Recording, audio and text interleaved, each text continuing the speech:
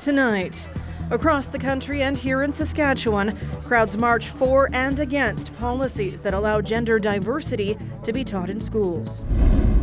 Also, a new consolidated campus is announced for Saskatchewan Polytechnic in Saskatoon.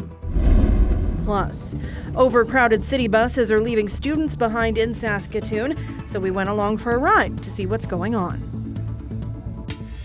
This is CBC Saskatchewan News.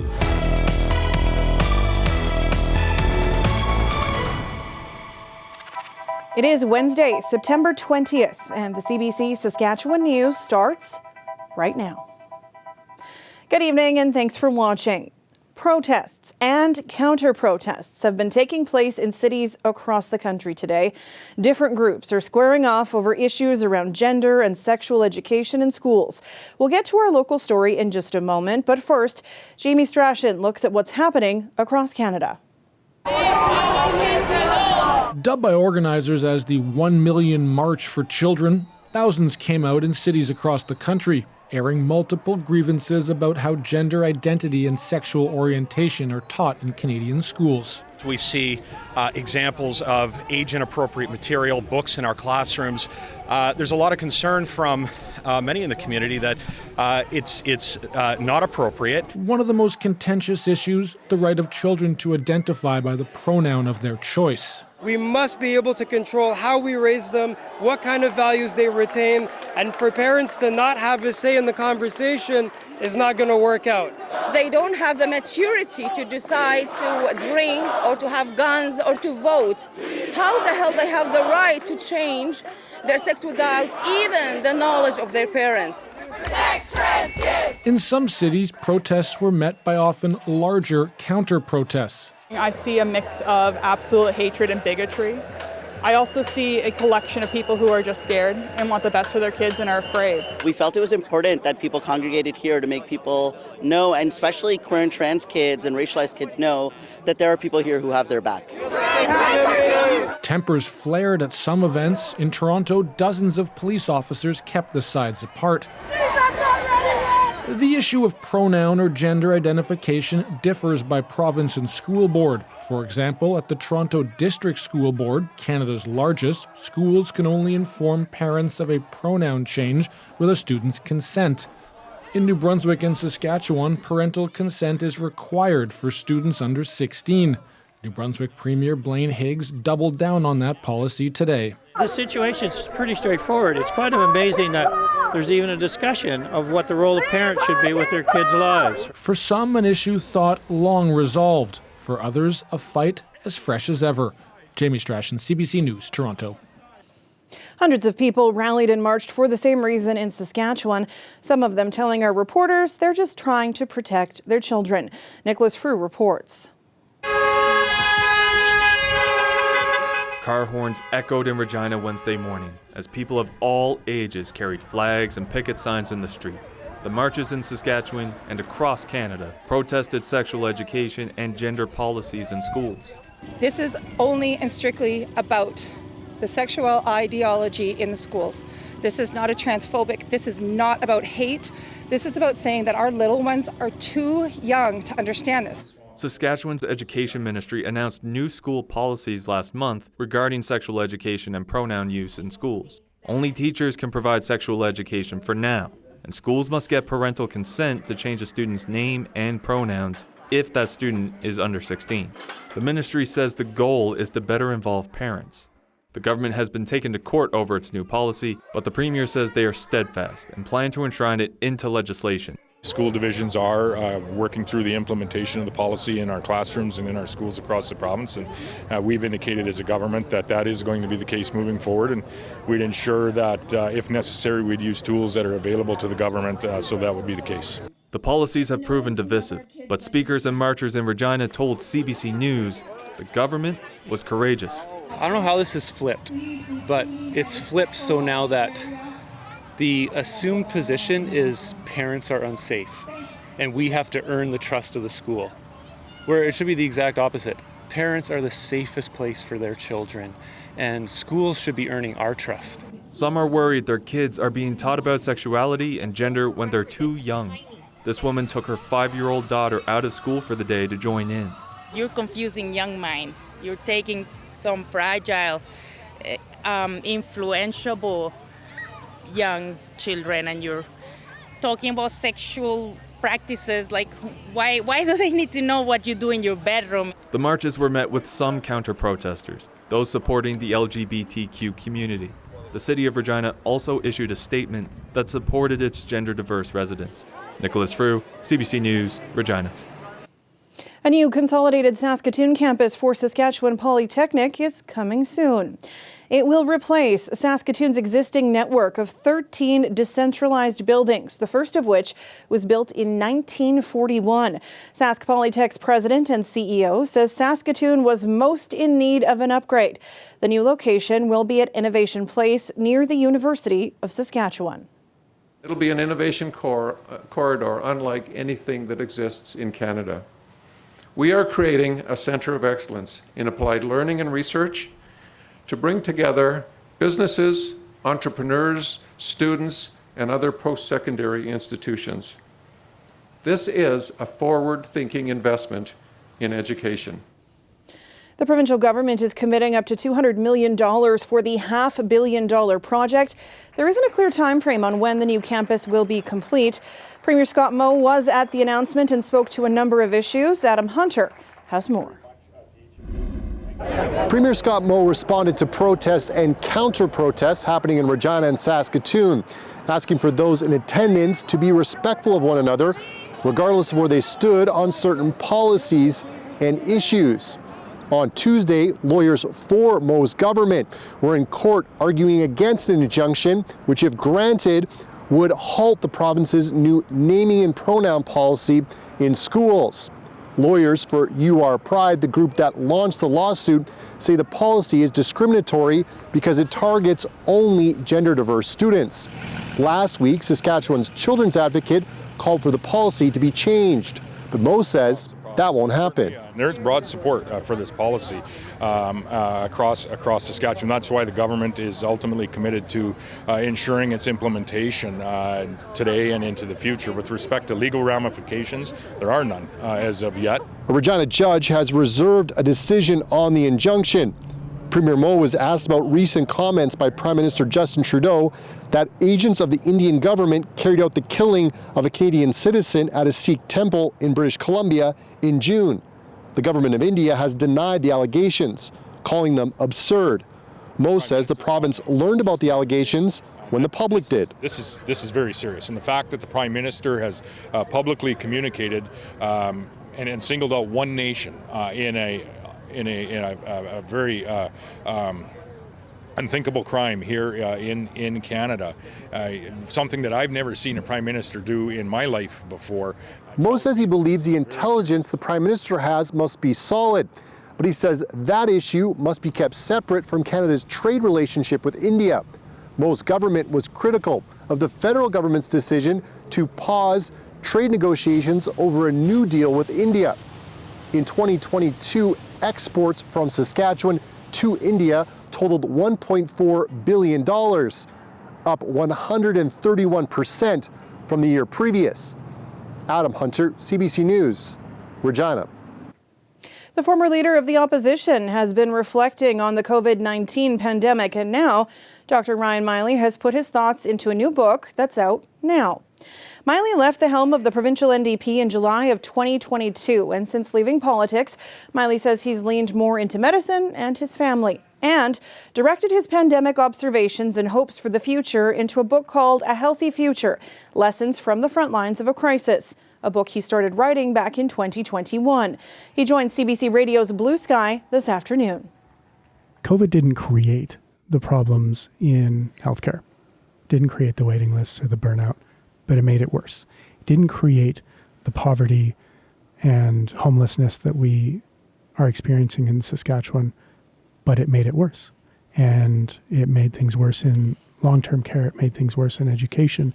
And now, with that light shone upon those parts of our society that are so central, so fundamental to our well-being and functioning as a province, with that light being shone on those cracks, now it's our job to take that seriously and act.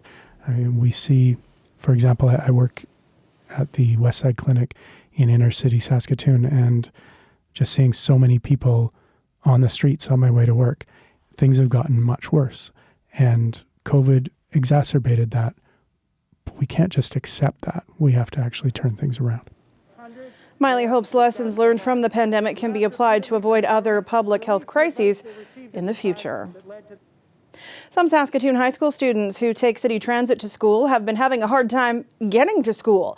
Packed buses are the problem. A grade 11 student told CBC she couldn't get on the bus 3 times in 1 week, now taking a route twice as long because it's less busy. Dan Zakreski decided to hop on a bus to check it out firsthand. Some kids that take transit to school in the morning say that their bus is so full that they can't get on. They're standing at the stop and they watch the full bus drive by. Now this means they have to either wait for a later bus or arrange for another ride to school. We're here this morning to find out what's going on.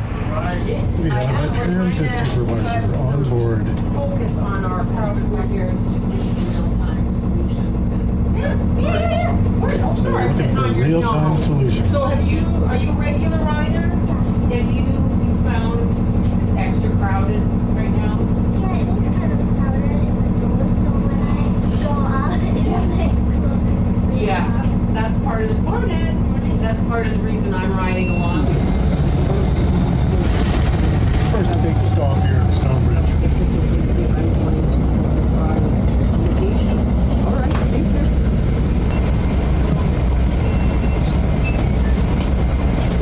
Stop number 2, starting to get crowded.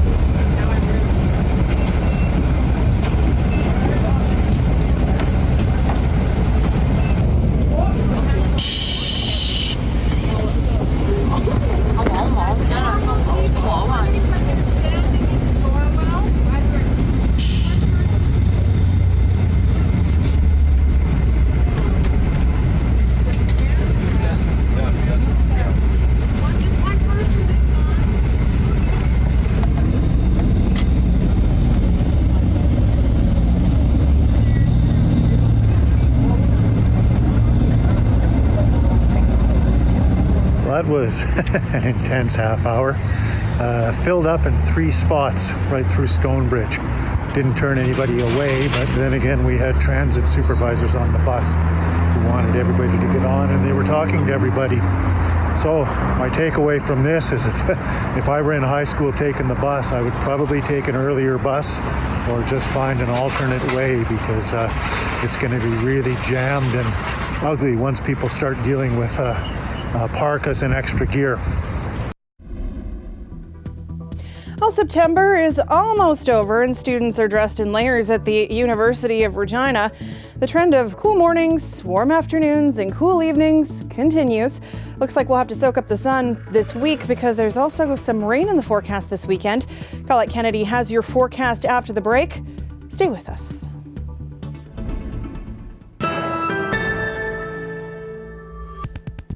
At 6 and 7, every game for the Saskatchewan Roughriders is turning into a must-win, as Calgary and Edmonton trail the Riders by 4 points for third in the West Division. And a win this Friday night in Ottawa can get them back to 500.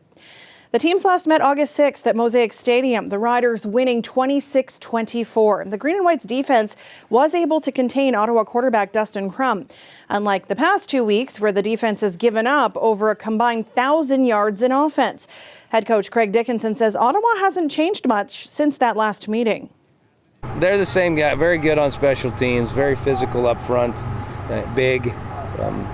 They're the same team. I just think right now they're struggling with their confidence a little bit, but as you saw in BC, if they play well, they're capable of beating anybody. I mean, we just need a win. I mean, we need to play well, regardless of home or away. We need to play well, and get on a little bit of a momentum swing here as we get closer to the playoffs. So that's the key for us. We just got to start playing well because the playoffs are getting closer.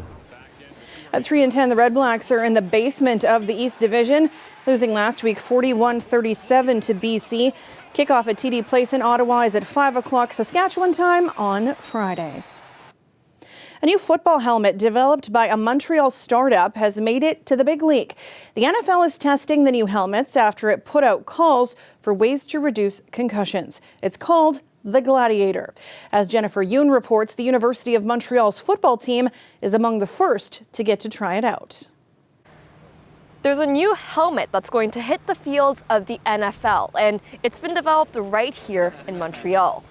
It's very light, it's very tight too, but it's comfortable. How often do you get hit in your job? Every play. Every play? Yeah, every play. Every play I have a contact with the other people or the player.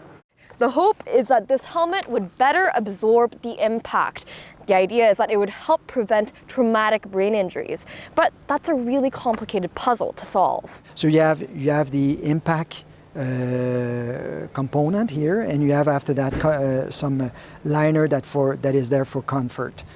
There are 3D printed shock absorbers inside this helmet, particular geometric shapes that are lighter and more efficient than those in traditional helmets, according to developers. What we're tapping into here is the possibility to have each of these pads being tuned for specific use, either your position, your style of play, the type of impact that's going to be happening. For the first stage is for football helmet, but we're hoping to apply this to other application, other use. We certainly don't want to discourage innovation in the space, but the reality is for solving the concussion crisis, it's probably not just going to be a better helmet. There's not really a good way of preventing the brain from sloshing around in the skull, and a helmet just can't do that. So will this helmet completely eliminate concussions in football? Probably not, but developers are hoping that it'll be a part of the solution, as are researchers who gave them advice early on in their development. That's called a leap of faith, which sometimes it's okay to do. Sometimes we're never going to know for certain everything. And here they took a risk. That's part of human nature. 15 NFL teams are trying out the helmets now. Jennifer Yoon, CBC News, Montreal. This weather update is brought to you by Capital GMC Buick Cadillac. Truck Mania is on now.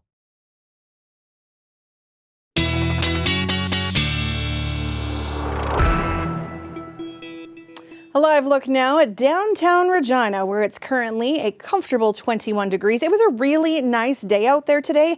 Meteorologist Colette Kennedy joins me now with a look at your weather. Thanks, Sam. Yeah, do you ever just kind of wish you could go back in time? I mean, there's lots of reasons why you may want to do that, but I just want to take you back in time a little bit here to look at some of the temperatures from last night. I know in many cases it was a cool start, but it was also unusual in terms of what we were seeing across the province. This is back to yesterday afternoon, okay? We're going to just roll this forward. Middle of the night, here we are, Saskatoon, you hit your low around 4 degrees, but Maple Creek's still at 13. Yeah, that's some of that warmth from Alberta. All right, fine. And then we roll it forward a little bit by 6 a.m. Regina's at 5, but Estevan at 2. And then from there, Regina, you're going to go to 2 at 7 a.m. It's going to pop up. It's going to happen again at 9 a.m. Estevan stays at 3 and Swift Current at 10.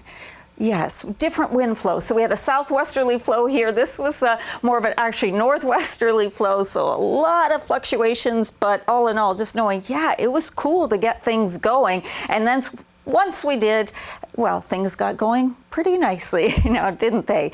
Also nice to see, obviously not for our friends to the north, but nice to see many parts of the province, the air quality has been lifted in terms of that statement, central and south, now into some more breathable air behind that front. So improvement with that sense. Also that disturbance out of Alberta, sure, threw some shade our way, some scattered showers, but mostly what we were seeing too was just the extra cloud cover that was pushed in along that, and still some of that rain, some heavier stuff on the tail end of that front, still warmth ahead of it, and we were into the cooler sector, although quite comfortable. And then as we just keep moving forward in time, this very strong ridge of high pressure wants to take over, but it's going to be a bit of a battle near the international border. And because of that, although most of the heavier rain and stuff stays to the south of us, but because because of that, at times we will see some cloud coming across, and as we head towards the weekend, a few spots beginning to pick up some showers, or at least putting that in the forecast. Otherwise, in the short term, a few sprinkles, Swift Current over towards Maple Creek, but that's all that we're going to talk about there. Otherwise, we've got a couple of dry days elsewhere. So the wind's not a big deal till about midday tomorrow, and again, it's closer to the border with the U.S. We'll see some areas where those winds start to kick up towards 30 kilometers an hour or stronger. So Regina, for tomorrow, yes, some of that extra cloud cover, 22 for the daytime high though, and then moving forward, I have brought that chance of showers into the weekend. I may adjust that again because this is such a battle. Some of the models push it further north, some further south. So as we get closer in time, be able to look at that more clearly. And then also Saskatoon, 21 tomorrow. I do think we'll stay more into the sunshine through this part of the province, and then a bit of a bump up in temperatures into Friday. And yes, here too, at least for the second half of the weekend, Sam, I'm bringing in that chance of seeing a little bit of wet weather. All right. Thanks, Colette. Well, the city of Regina celebrated National Tree Day today by giving away 1,000 seedlings in Victoria Park this morning. People could choose between Black Hills spruce, Siberian larch, and crystal blue spruce. It was the second tree seedling giveaway in the Queen City this year. There was also one in June to celebrate recognition by the United Nations as a tree city of the world. Now, in case you're wondering, it's also National Forest Week. This year's theme, Canada's forests supporting biological diversity. We'll be back after the break.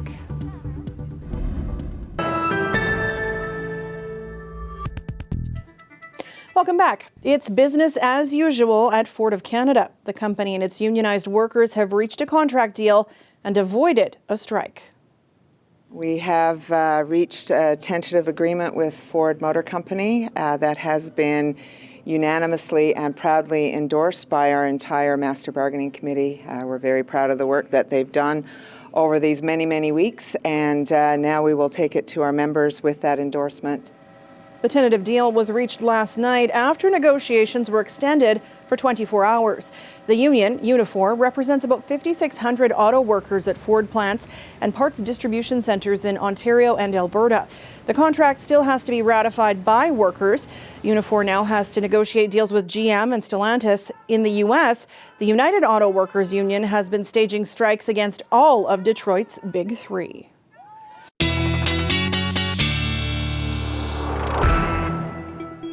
And Colette is back with one last look at your weather.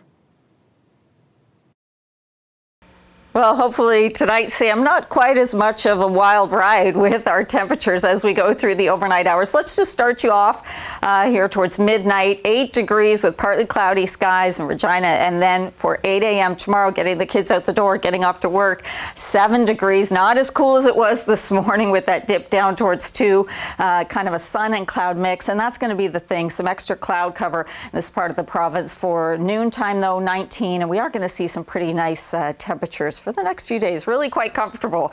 And for Saskatoon, how about 6 degrees, partly cloudy skies. I am thinking that ridge of high pressure kind of takes over and should clear those skies a little better through the day tomorrow, 8 at 8 a.m., but then getting into mostly sunny conditions by the time we get to the lunch hour. So 17 degrees, maybe take that lunch outdoors if you possibly can. Kids, recess, everything will be looking pretty good there, Sam. Looking forward to it. Thanks, Colette. And that is it for us tonight. For News Anytime, head to cbc.ca/sask. You can subscribe to the CBC Saskatchewan YouTube channel or download the CBC News app. Colette and I will be back with more local news and weather tonight at 11. Thanks so much for watching and have a great night.